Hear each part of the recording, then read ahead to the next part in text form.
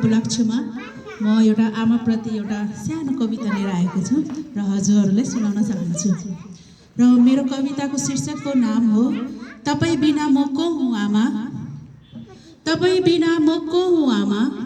साँच्चै तपाईको काख नहुने हो भने यो संसार र रित्तो किताब जस्तै लाग्थ्यो। अक्षर छैन, अर्थ छैन, आमा बिना जीवन छैन।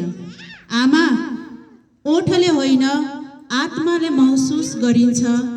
तपाईले चुपचाप बुझेको पीडा, मेरो मुस्कानका लागि गरिएको बलिदान, यी सबै शब्दमा व्याख्या गर्न सकिँदैन।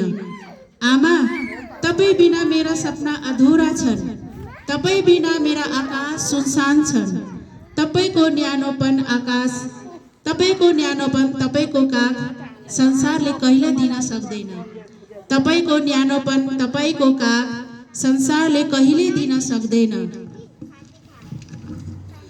मातृ दिवस आज मात्र होइन, म हरेक दिन तपाईलाई नमन गर्छु। तपाईँ हुनुहुन्छ र म छु। तपाईँ बिना म को छु र आमा। तपाईँ बिना म को हुँ र आमा। धन्यवाद।